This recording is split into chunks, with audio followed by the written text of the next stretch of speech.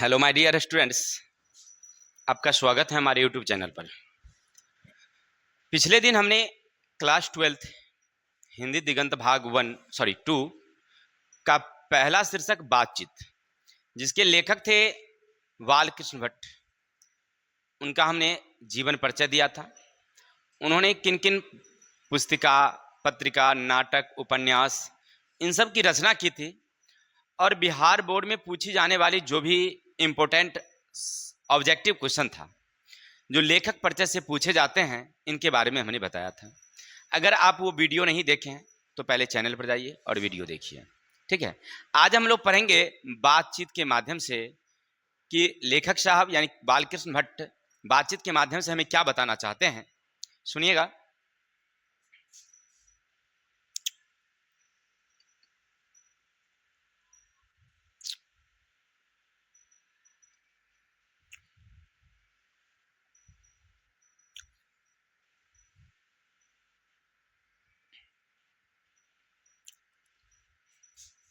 सुना,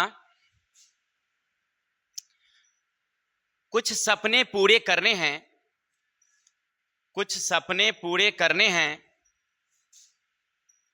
कुछ मंजिलें से मिलना है।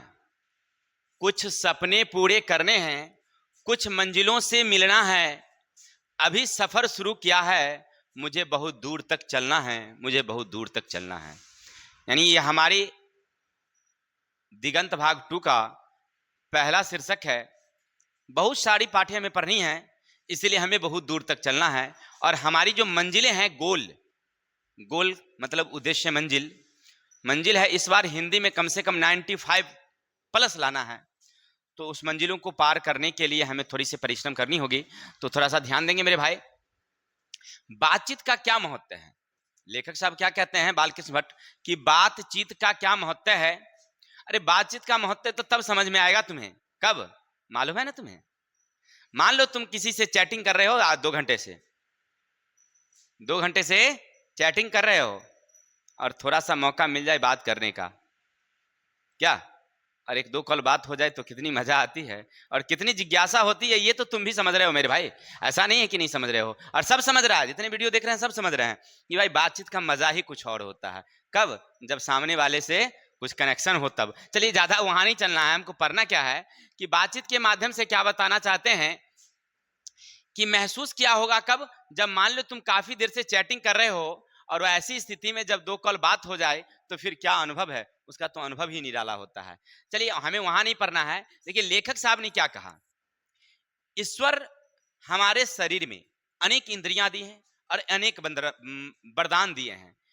नयन देखने की क्षमता, मुंह जीवा स्वाद लेने की क्षमता, नाक सूंघने की क्षमता, कान सुनने की क्षमता। लेकिन इन सब शक्तियों के अलावे हमें एक शक्ति और दिया है जिनका नाम है वाक शक्ति। वाक शक्ति माने बोलने की शक्ति। ये अद्भुत शक्ति है।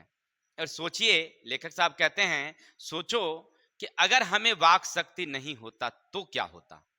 अरे क्या होता भाई, अब खाते पीते किसी कोने में बैठे रहते, हम तो किसी से मतलब ही नहीं होता। क्या ये नहीं होगा? जब आपके पास बोलने की क्षमता ना हो और जब हम क्या किसी और के पास वाक शक्ति ना हो, कोई बोलता ही नहीं, तो क्या होते? अरे खाना तो खाते ही है, ऐसा नहीं कि हम नहीं खाते, खाते, हवा भी पानी भी पीते, लेकिन हम किसी से कोई अपनी बातों को शेयर नहीं कर पाते, अपनी चीजों को किसी को बता नहीं पाते, तो हम किसी कोने में बैठे रह जाते। बस भूख लगता उठ के जाके खा लेते और फिर जाके कोने में बैठ जाते, किसी से कोई मतलब नहीं। लेखक साहब ने क्या कहा, अनेक वरदान हमें इंद्रियों की शक्ति मिली है, उसमें वाक शक्ति सबसे उत्तम है। इसके बिना जीवन नीरस हो जाता है। वाक शक्ति नहीं होती तो पता नहीं इस सृष्टि का क्या होता। लेखक कहते हैं कि अगर वाक शक्ति नहीं होती तो इस सृष्टि का क्या होता, ये कौन जानता है? कोई नहीं जानता। एक अनुमान फीलिंग करिए तो आपको समझ में आएगा कि वाक शक्ति नहीं होती तो हम किसी कोने में बैठे रहते, किसी से कोई हम अपनी बात को शेयर नहीं करते। चलिए आगे क्या कहते हैं सुनिएगा।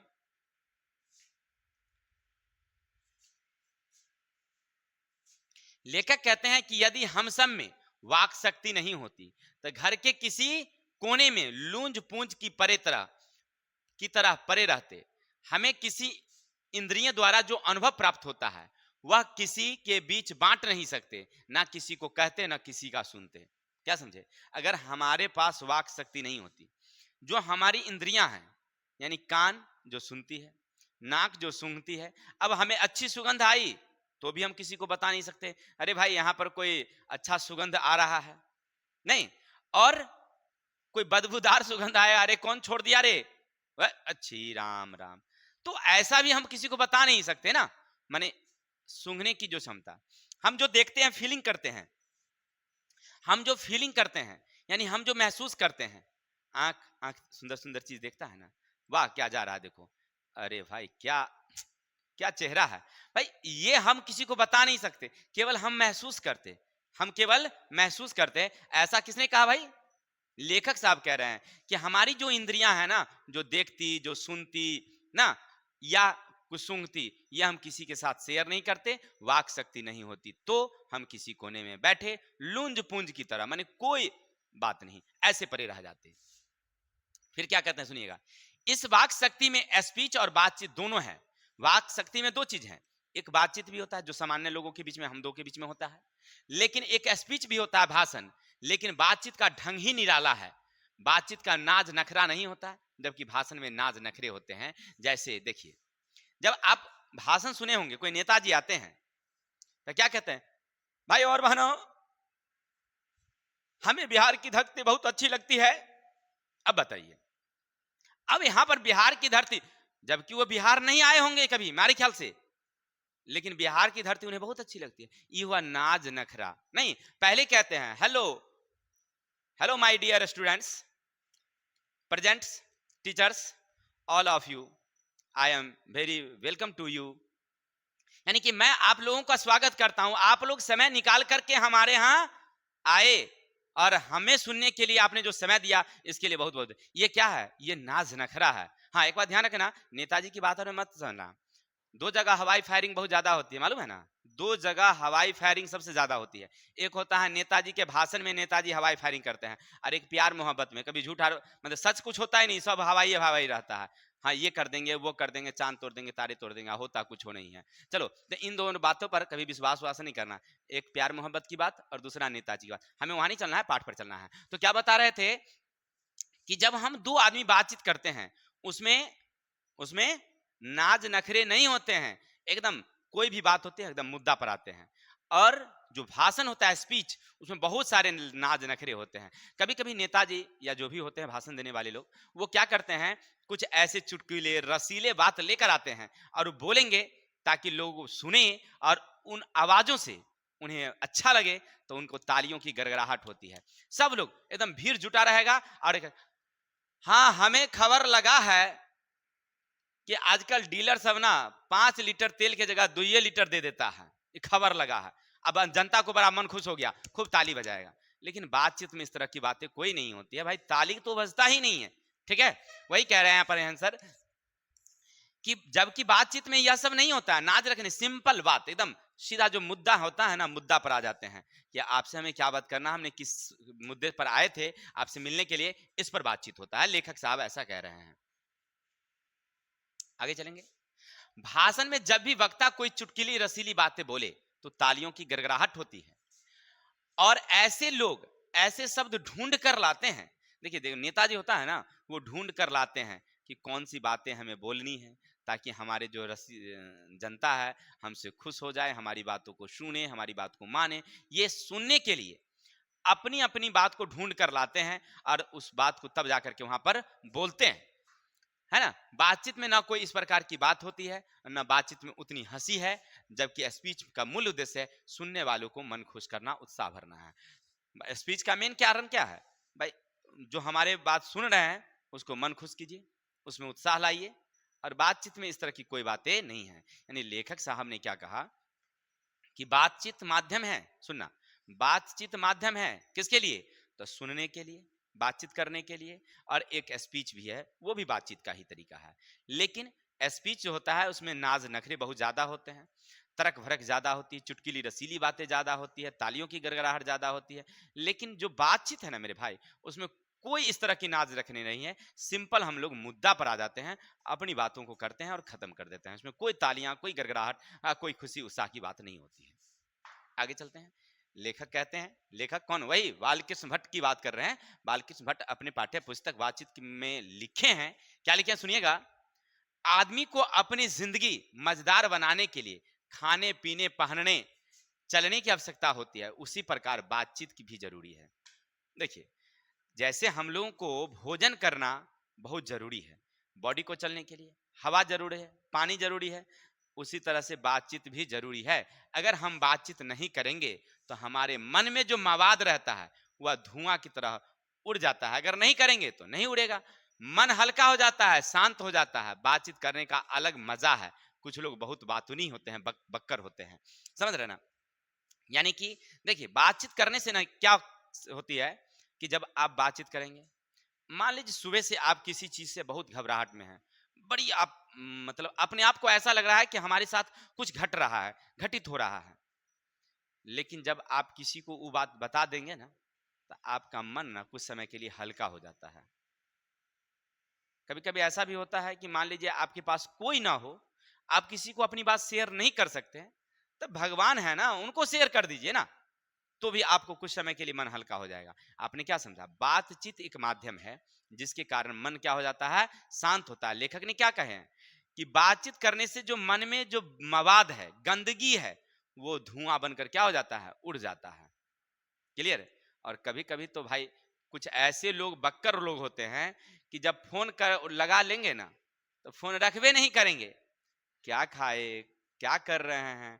अरे भाई क्या कर रहे हैं? धरती तल में जा रहे हैं, तू चलेगा मेरे साथ क्या? जहन्नम में जा रहे हैं, जाएगा? ऐसे ऐसे बक्कर लोग होते हैं।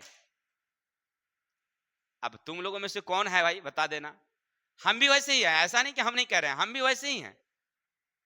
अगर हमारे कोई क्लास फेलो मित्र साथी लोग आ जाए और अगर हमको बैठने 2-4 घंटे बैठने का मौका मिल जाए फ्री, ऐसे हम फ्री रहते नहीं है, बात करने का मौका नहीं रहता है।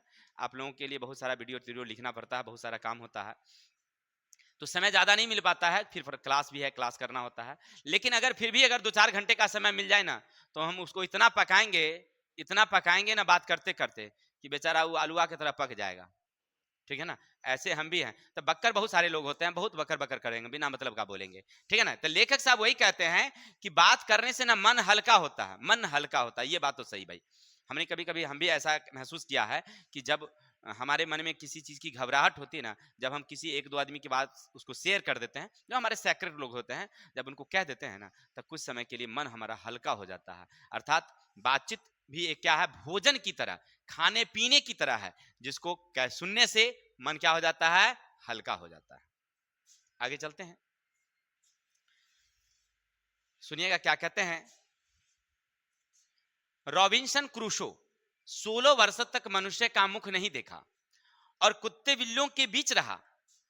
अब समझिए, एक व्यक्ति जो यूरोप के हैं, उनका नाम याद रखिएगा, रॉबिन्सन क्रूसो। 16 वर्षों तक किसी व्यक्ति का मुंह नहीं देखा, किसी मनुष्य की आवाज नहीं सुनी, और उसके बाद 16 वर्षों बाद उसे एक व्यक्ति है जिनका नाम है फैराडे। फैराडे ने उन्हें जंगली भाषा में कुछ बोलता है, जंगली भाषा में। जब वो बोलता है तो उसे प्राकृत भाषा में उत्तर देते हैं, मनुष्य की भाषा में उत्तर देते हैं, और उन्हें ये लगता है कि मनुष्य का हमने एक नई चोला पहन रखा है। माने उनको लग रहा है, देखिए ज्यादा दिन तक वो किसी से बातचीत नहीं किए तो उनकी बात करने की ही अवधि क्या हो जाती है? समाप्त हो जाती है, बोलने की तरीका खत्म हो जाता है। और ऐसा होता है, मान लीजिए एक बच्चा जन्म ले, मनुष्य का बच्चा हो, आदमी का बच्चा हो, और उसको जन्म के बाद ना मनुष्य से दूर रख दीजिए, वो मनुष्य की बात नहीं सुने, बिल्कुल नहीं, और उसको रखाइए पशुओं के बीच में, देखिएगा वो बच्चा बिल्कुल पशु जैसा बोलेगा, पशु जैसा वो व्यवहार करेगा। क्या समझे? यानी बातचीत करने से क्या होता है? हमें मनुष्यता भी आती है। यानी हम मानव हैं तो मानव की तरह व्यवहार करना। ये कैसे एक प्रयोग द्वारा बताए हैं? रॉबिन्सन क्रूसो 16 वर्षों तक जब मनुष्य का आवाज नहीं सुना तो उनमें उस तरह का व्यवहार नहीं हुआ और उनका गुण दोष का पता नहीं चलता। चलते हैं, अब आप लेखक साहब क्या कहते हैं सुनिएगा। मनुष्य से बोलने से एक और फायदा है। एक तो फायदा क्या बताया उन्होंने कि हम अपनी मन की बात किसी को बताएंगे, किसी की बात को सुनेंगे तो फिर मजा आएगा भाई, उसके बाद अनुभव को हम महसूस करेंगे। दूसरा फायदा उन्होंने क्या बताया कि बातचीत करने से मन की जो गंदगी है, मन में जो चल रहा है, उसको क्या कहते हैं, क्रोध या गुस्सा, जो भी चीज, वो निकल जाता है, मन शांत हो जाता है। और तीसरा फायदा बातचीत से क्या बताएं लेखक, उससे सुनिएगा। वो कहते हैं कि बातचीत करने से ना लोगों की पहचान होती है। कौन कितना पढ़ा लिखा है, कौन किस स्वभाव का है, ये कब पता चलेगा? जब आप उसके बगल में बैठेंगे, उससे बातचीत करेंगे, तब आपको अनुभव होगा। मान लीजिए आप किसी ट्रेन से यात्रा कर रहे हैं, ठीक है, और ट्रेन से यात्रा के दरमियान कोई व्यक्ति बाहर से आकर के, जिसे आपने कभी ना देखा हो ना सुना हो, और आपके बगल में बैठ गया हो, आप कितना अनुमान करेंगे? चलिए बहुत अच्छा है, उसकी चेहरे थोड़ी नक नक से सुंदर हैं, तो आप ये अनुमान करेंगे कि ये आदमी हो सकता है अच्छा होगा। हो सकता है, आप ये नहीं निष्कर्ष नहीं निकाल सकते कि बिल्कुल अच्छा है, आप ये महसूस करेंगे कि हो सकता है अच्छा होगा। कपड़ा अगर सादा ड्रेस पहने हुए, तो आप ये महसूस कर सकते हैं चलो ये बहुत ही साफ सफाई वाला आदमी है। लेकिन वो चोर है कि उस पर मुकदमा है, क्या वह कहाँ का रहने वाला है, वह विद्वान है, तेज मूर्ख है, ये आप कैसे महसूस कर सकते हैं? तो लेखक साहब कहते हैं कि जब तक कोई मनुष्य बोलता नहीं, उसके गुण दोष का पता चलता नहीं। मनुष्य जब तक बोले नहीं, गुण दोष का पता चलता नहीं। उसका स्वभाव कैसा है, पढ़ा लिखा है या नहीं है, उसकी स्वभाव की प्रकृति किस तरह का है, वे वेंजान का मानना है कि बोलने से ही मनुष्य के रूप के साक्षात। एक व्यक्ति थे जिनका नाम था वेंजॉन, याद रखेंगे, वेंजॉन। वेंजॉन का मानना था कि मनुष्य की प्रकृति का पता किससे होता है? बोलने से। हम आपके सामने बोल रहे हैं, आप हमारी बात को सुनने से आप ये जान सकते हैं कि राकेश सर क्लास 12 तक पढ़ाते हैं, इनका घर बिहार के समस्तीपुर जिला में पड़ता है। इतना तो आप महसूस कर सकें। या हमारी बोलने के तरीके से भी आपको ये लगता होगा कि थोड़ा सा वो एक्सपर्ट बोलते हैं, हर भाषा का उनके पास ज्ञान है। इतना आप जान गए। जब आप हमारे साथ रहेंगे, चैटिंग करेंगे, तो फिर समझ जाएंगे कि हम कितने हिसाब से काम करते हैं। तो बोलने से आप समझ रहे हैं, लेकिन कहते हैं हमारे लेखक साहब कि बोलने से ही पता चलता है, कोई बोला ही नहीं तो फिर पता कैसे चलेगा? तब बोलने से तीसरा फायदा, पहला फायदा आपने क्या समझा कि हम अपने मन की बात को दूसरों को बता सकते हैं, दूसरी की बातों को सुन सकते हैं। दूसरा फायदा कि मन में जो चल रहा हो उसको हम लोग क्या करते हैं, धुआं की तरह उड़ा देते हैं, मन शांत हो जाता है बोलने से। तीसरा फायदा कि लोगों के गुणों का साक्षात्कार की जानकारी हमें मिल जाती है, अगर नहीं बोलेंगे तो हमें जानकारी नहीं मिलेगी। अब आगे देखिए, आखिर बातचीत है तो कैसे? देखिए एक लेखक हैं जो विदेशी लेखक हैं, एडिसन, उन्होंने उनका मानना है कि असली बातचीत दो लोगों के बीच होती है। जब ओरिजिनल बातचीत होगा तो वो दो लोगों के बीच होगा, तब होगा वो ओरिजिनल बातचीत। माने दो लोग जब बातचीत करते हैं तब बिल्कुल एकदम आत्मा खोल करके बात करते हैं, एकदम दिल की बात को बता देते हैं एक दूसरे को कि देखो हम इस तरह से हैं, तुम्हारे साथ हम ऐसे रहेंगे। नहीं, अब समझ रहे हैं बात का ना, कि एकदम बिल्कुल खुल के बात करते हैं दो लोग। लेकिन जैसे उसमें एक तीसरा टपक जाए तो वो बात नहीं होगी, तब वहां पर छुपा छुपावल होगा। देखिए दो आदमी हम आपस में बातचीत कर रहे हैं, बिल्कुल एकदम नजदीक में, समझ समझ के एकदम बिल्कुल ओपन, बिल्कुल ओपन। लेकिन जैसे तीसरा उसमें टपक जाए तो फिर वो बात नहीं, बात का क्या होगा, वो बात ओरिजिनल नहीं होगा, तब छिपा छुपावल बात होगा। क्या ऐसा होता है कि नहीं होता है?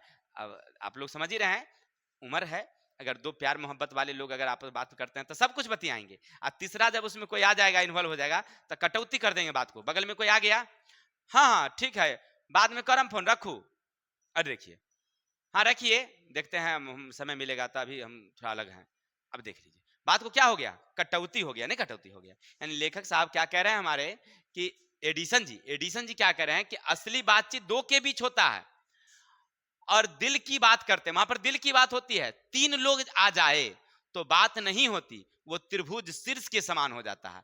तीन लोग आ जाए तब कैसा हो जाता है, वो त्रिभुज शीर्ष के समान, माने तिकोनिया हो जाएगा, बात का कोई मजे नहीं आएगा। और चार लोग आ जाए समझिए, तो चार लोग वो बात नहीं, बात नहीं, वो क्या हो जाएगा, बबंडर हो जाएगा, बात नहीं बबंडर। यानी आप सुने, वो सुना, वो सुना, और वो 14 जगह हो गया, पूरा फैल गया बात को। इसीलिए बात ओरिजिनल दो लोगों के बीच ही सेक्रेट होती है। और जब ये 2 से 3 हो गया तो समझिए वो बातचीत नहीं, वो बवंडर है। बातचीत नहीं, क्या है वो? बवंडर है। वो बात बनौवल हो गया, बस एक फॉर्मेलिटी निभा दिया, हमने बोल दिया, लेकिन वो बात नहीं, वो क्या हो गया? बवंडर हो गया। तो लेखक साहब कितने लोगों के बीच बातचीत बताया? ओरिजिनल 2 लोगों के बीच। चलिए आगे चलते हैं। और हाँ, 3 लोगों के बीच की जो बातचीत होती है वो अंगूठी के नग के समान है, याद रखिएगा।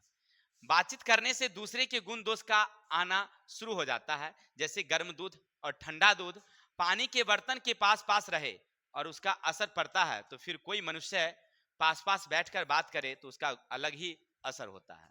अब समझिए लेखक हमारे क्या कहते हैं, कौन? बालकृष्ण भट्ट जी, कि बातचीत करने का निराला एक बात ही कुछ और होता है, और वो भी कब? फोन वाला ना है, नजदीक वाला बैठ के एकदम पूरा ओपन बात। फोन पर भी डर लगा रहता है कि वो छोरा बड़ा खचरा है, कहीं अगर हमारा बात को रिकॉर्ड कर लिया और बाद में कहीं कह दिया तो गड़बड़ हो जाएगा। सामने सामने वाला में तो जान रहा है कि कोई रिकॉर्डिंग फेकॉर्डिंग तो हो नहीं रहा है, तो आराम से हम बतियाएंगे। देखिए लेखक साहब भी उन्होंने यही बात कहा है कि नजदीक पास में बैठ करके जो बातचीत होती है बड़ा ही मजेदार बात होता है, और साथ ही साथ उसमें दिल खोल की बात होती है, और एक दूसरे के गुणों को वो महसूस करते हैं, और गुणों आ भी जाता है, उनमें एक गुण में दूसरे गुण आ भी जाता है। अभी हमने क्या बताया कि एक बच्चा को आप किसी रख दीजिए अनजान जगह पर, यानी कि वो पशु के घेरे में, बच्चा जब बड़ा होगा तो वो पशु की तरह बोलेगा, क्योंकि वो पशु की बात सुना है तो पशुओं की तरह बोलेगा। ठीक उसी तरह से एक गर्म दूध का कटोरा ले लीजिए और एक पानी का कटोरा रखिए, दोनों को साथ सटा दीजिए। दोनों अलग अलग पानी है, एक गर्म दूध का है, एक ठंडा पानी है। तो देखिएगा थोड़ी देर बाद आप क्या महसूस करेंगे कि दूध थोड़ा सा ठंडा हो गया, अब पानी थोड़ा सा गर्म हो गया पहले से। यानी कहने का अर्थ है कि दूध वाला गर्मी ना खींच लिया कौन? पानी। ठीक, मान लीजिए अगर दो विद्वान लोग, दो बुद्धिमान लोग अगर आपस में बैठे हो, या एक मूर्ख आदमी ही एक विद्वान के पास बैठा हो, तो थोड़ा थोड़ा ना वो ज्ञानी आदमी वाला ज्ञान वो खींच लेता है। ये स्वाभाविक सी बात है। हमारे शरीर में आवेग का प्रभाव होता ही रहता है, और आवेग का प्रभाव जब होता है तो हम जब उसके बगल में बैठेंगे तो मूर्ख आदमी भी वो ज्ञानी आदमी का ना थोड़ा थोड़ा प्रभाव खींच लेगा, और उसकी बोली वह धीरे धीरे बोलने लगता है। हम बिल्कुल मूर्ख आदमी हैं, हमको कुछ नहीं आता है, और हम शहर जाते हैं तो फटाफट हिंदी बोलते हैं, फटाफट अंग्रेजी बोलते हैं।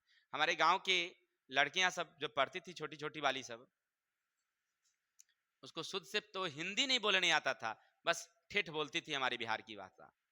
और जब वो दिल्ली गई तो दिल्ली से आती थी तो हमारे यहाँ आई तो बोली कि तेरे को मेरे को बताइए, एकदम बिल्कुल हिंदी झाड़ती थी। तो हमने पूछा, अरे लड़की तुम तो पढ़ती थी हमारे यहाँ, तो बिल्कुल तुमको तो हिंदी का तो ज्ञान ही नहीं था। बोला सर आप नहीं समझिएगा ना, हम लोग वहां गए हैं, वहां रहे हैं, और वहां पर सारे लोगों के साथ हम लोग बातचीत करते हैं, मिलते जुलते हैं, तो फिर उसी तरह का भाषा हम लोगों का हो जाता है ना, लैंग्वेज हम लोग उस तरह का बोलते हैं। देखिए ऐसे बोलती है, बिल्कुल लगता है कि खूब पढ़ी लिखी है। आपने क्या समझा कि जिस व्यक्ति के साथ आप रहेंगे वैसा ही आप उनके साथ सीख जाएंगे बोलना। ठीक है मेरे भाई, चलते हैं आगे। बातचीत में दो भेद। देखिए बातचीत में भी अंतर है, सब लोग अपने अपने तरीके से बातचीत करते हैं।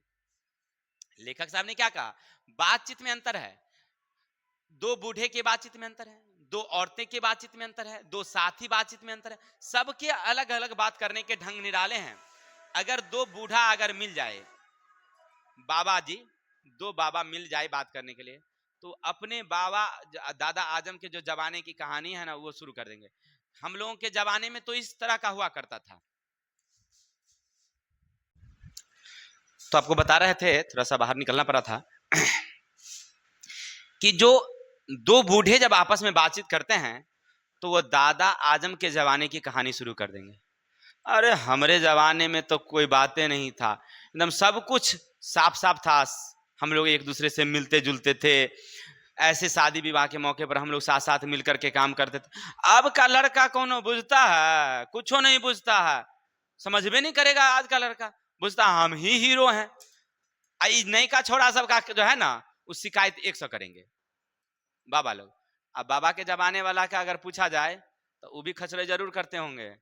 हाँ हाँ, ऐसे ऐसा नहीं कि वो खचरे नहीं करते होंगे, लेकिन अब उनकी उम्र हो गई है, अब उनके कहने वाले तो कोई है नहीं, तो वो दादा दबाने वाली बात करेंगे। ठीक है, अब चलिए लेखक साहब क्या कहते हैं कि अगर दो युवा अगर मिल जाए, मान लीजिए दो सहेली की बात अगर करें, दो सहेली, तो उनके बात करे का ही निराला बात होता है। वो क्या क्या बतियाएंगे तो छोड़िए दीजिए, बड़ा गुदगुदी वाला बात बताएंगे, मजेदार वाला बात। तोरा वाला का की हाल चाल है रे? हमरा वाला तो चल गया है बाहर, बातें चित नहीं हो रहा है 3 दिन से। देख लीजिए, हाँ ये देख लीजिए कि ऐसे बातचीत करते हैं। देखिए ये हमारी सहेलियों का अनुभव है। उनकी बात समुद्र उमर पड़ती है, माने उनकी बात में क्या होती है, समुद्र उमर पड़ती है। समुद्र का मतलब समझ रहे ना मेरे भाई, एकदम पूरा एकदम गुत्थी वाला बात बतियाएगी अपने में। लड़का भी नहीं कमजोर है, लड़को बतियाता है तब पूरा बतियाएगा अपना वाला बात। हाँ की रे दोस्त, की हाल चाल बताओ, गुरकी के की हाल चाल हो। चलिए जो भी है, बातचीत करने का अलग अलग। अगर दो औरतें अगर बतियाना शुरू कर दी तो बस, फलानमा की बेटी, अरे केना चले है रे, बाप रे बाप, परसू तो समझ में नहीं कर चाहिए, फलानमा से बतियाई रहा। देखिए पूरा उसकी सास पुतौ की किस्सा पूरा शुरू कर देगी। ये दो औरतों की बातचीत है। देखिए सबके बातचीत के तरीके अलग अलग हैं। दो बूढ़े बतियाएंगे तो अलग, दो औरतें बतियाएगी तो अलग मुद्दा पर बात करेगी, दो लड़कियां अगर अगर युवती अगर बतियाना शुरू कर दी तो दो अलग मुद्दों पर बात करेगी, और दो लड़का बातचीत करेगा तो दो अलग मुद्दों पर बात करेगा। फिर वो अलग, उसका अलग मुद्दा होता है। वो लड़का हमेशा अपने आप को बताएगा कि हम उठा लेंगे तोरा घरे से, हाँ समझ रहा ना, अपने आप को कभी और सलाहदार समझेगा कि हम तुमको सलाह अच्छा देते हैं। तो कहने का अर्थ है कि दोनों के बातचीत करने के अलग अलग तरीके हैं।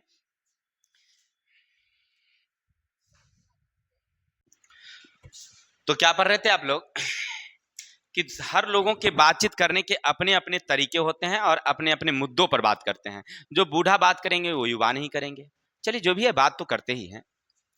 कहते हैं कि हमारे यहाँ लड़का लड़की के बीच अगुवाई करते हैं। देखिए शादी विवाह के समय में लड़का लड़की की शादी के बीच में भी अगुवाई का काम होता है। और जो अगुआ होता है ना, वो झूठ साच बोल के एकदम विवाह करा देगा। जो पक्का अगुआ होगा, बातचीत करने वाला, उसको अगुवाई कहते हैं। लड़का कभी भी 1 रुपया नहीं कमाया होगा, लेकिन अगुआ कहेगा वो लड़का बड़ी सुंदर लड़का है, अपना बलबुत्ते कमा के 2 कट्ठा जमीन खरीदा है अभी बाजार में। तो लड़का वाला लड़की वाला समझ जाएगा बराबर बढ़िया लड़का है। शराब दारू नशा, अरे उसका तो कोई लत्ते नहीं है। उस 8 बजे घर चलाता है और घर में सुबह रह जाता है, कहीं उसको बाहर से किसी दोस्त से कोई मतलब नहीं है। लेकिन वो लड़का तो कभी घर आता ही नहीं है, 15-15 दिन रहता है बाहर। ब्याह होता तब मालूम पड़ता है रे वाह अगुआ तो झूठे बोल के सब ठगा लिया। रोज दारुए पीता है वो लड़का, बाप का 2 कट्ठा जमीन बेच दिया था समस्तीपुर वाला, और तब उसका पी गया है। ये है बातचीत भाई। बातचीत का मतलब हुआ मिला देना। देखिए वहां पर लड़की वाला का भी वही कहानी, लड़की वाला का झूठ फूस का कुछ कुछ बतिया देगा, कुछ कुछ कह देगा, और लड़का को वाले को जाकर के बताएगा कि लड़की अरे अपना कोचिंग में सबसे टॉप थी, नंबर तो बहुत पास की है, तनिया गड़बड़ा गया था रिजल्ट में, नहीं तो वो था फर्स्ट डिवीजन मार देती।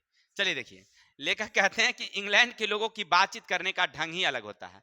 देखिए हम लोगों को बातचीत करने का कोई ढंग नहीं, हम लोग तो बेढंग से बात करते हैं। ये बात तो सही है, भारत के लोगों को बातचीत करने आता है। लेखक साहब ने क्या कहा कि बातचीत कौन करते हैं, इंग्लैंड के लोग। और ये बातचीत करने का जो उनका ढंग है ना, उन्हें कहते हैं आर्ट ऑफ कॉन्वर्सेशन। देखिए अंग्रेजी शब्द है कॉन्वर्सेशन, इसका अर्थ होता है वार्तालाप। आर्ट माने होता है कला, ऑफ माने का, बातचीत करने की कला। लेकिन हम ऐसे नहीं बोलेंगे, बोलेंगे आर्ट, आर्ट ऑफ कॉन्वर्सेशन। आपसे पूछा जाएगा परीक्षा में कि आर्ट ऑफ कॉन्वर्सेशन क्या है, तो लिखेंगे इंग्लैंड के लोगों में जो बातचीत करने के तरीके हैं, उसको लेखक बालकृष्ण भट्ट अपने पाठ्य पुस्तक बातचीत के माध्यम से उन्होंने कहा है कि वो क्या है, आर्ट ऑफ कॉन्वर्सेशन है। जहां भी जाते हैं पहले उनकी बातों को सुनते हैं, फिर उस बात के हिसाब से काम करते हैं। ये हमारी कला में नहीं है, हम लोग ऐसा नहीं करते हैं। हम लोग गए अब शुरू कर देते हैं बातचीत करने का, लेकिन इंग्लैंड वाले ऐसे नहीं करते मेरे भाई। वो आएंगे, पहले खड़े होंगे आपके पास, फिर सुनेंगे, समझेंगे कि आप किस मुद्दा पर बात कर रहे हैं। वो मुद्दा को पहले अच्छे से समझ लेंगे, तब उस पर बात करेंगे। और फिर उस हिसाब से काम करते हैं, तब तो इंग्लैंड वाला आगे है ना। इसी को कहते हैं बातचीत की कला, बातचीत की कला। लेकिन हमारे लेखक साहब ने कहा है, देखिए हमारे लेखक साहब कहे हैं कि समय समय से बातचीत के भी मुद्दे बदलते रहते हैं, हमारा मन चंचल होता है, हम मन चंचल होने के कारण हम बातचीत चेंज कर देते हैं कभी कभी, ठीक है। लेकिन चलिए जो भी है, लेकिन ओरिजिनल बातचीत कौन? अपने मन की बात।